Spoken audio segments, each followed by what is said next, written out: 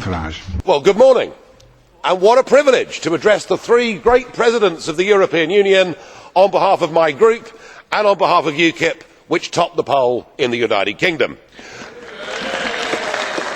Not, of course, that it just happened there. Right across Europe, on the left, the centre and the right, there are now more Eurosceptics in this Parliament than have ever been seen before.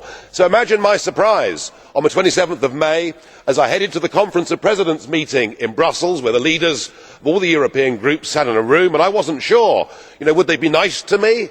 Would they be nasty to me?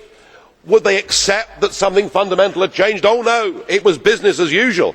And coming from the UK, we didn't even realise that these elections were seen to be significant as far as the next Commission President was concerned. The Tories didn't have a horse in the race, the British Labour Party disowned Martin Schulz, and the Liberal Democrats, who I'm pleased to say collapsed to one member.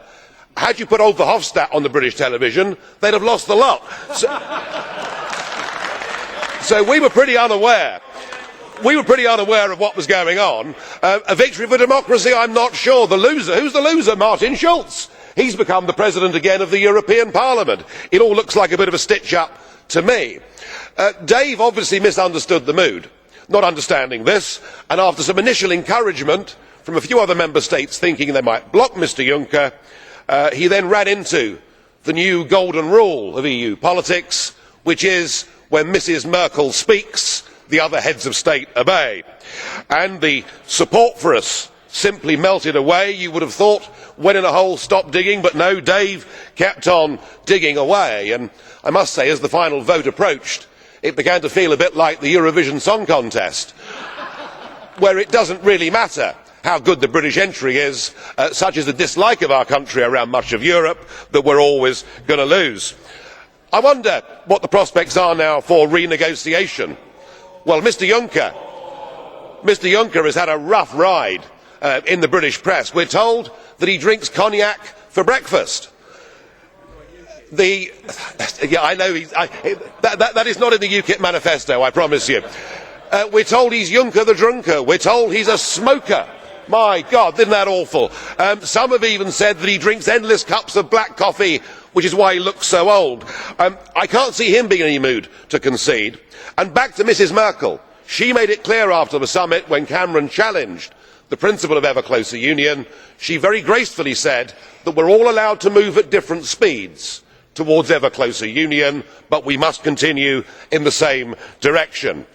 We've got a referendum coming up at some point in the not too distant future in Britain. There is one thing that would convince the British voters to vote to remain part of a European Union, and that is a fundamental treaty change that says we no longer have to accept untrammelled access to countless millions of people from across the whole of Europe.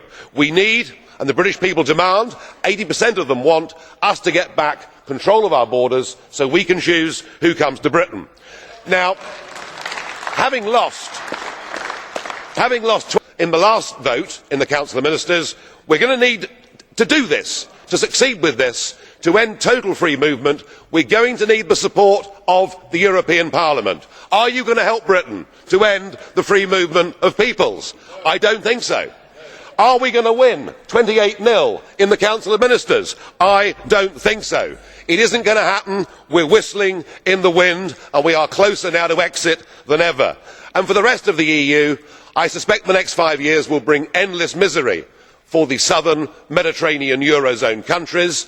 That perhaps is reflected by the number of Italians we now have in our group. And what have we seen in the last 48 hours?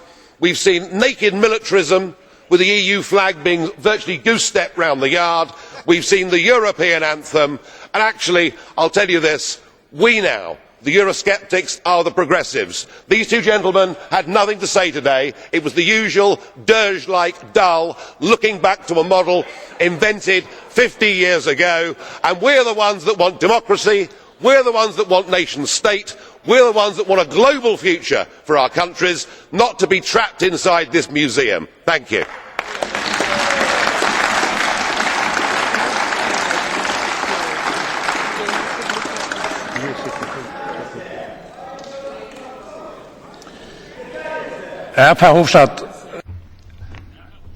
Mr Verhofstadt.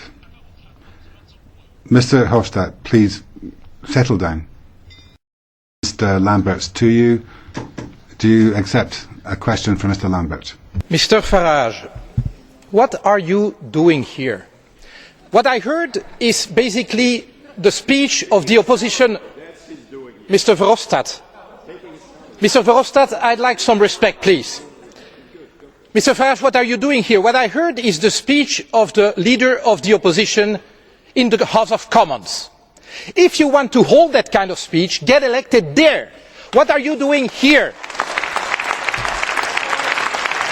The reason why you are speaking here is that you have enlisted continental Europeans in your group just to be able to boast as a British citizen who wants to get out of the European Union. If you want to be considered as the leader of a European political group, then make speeches of a European political leader. Thank you.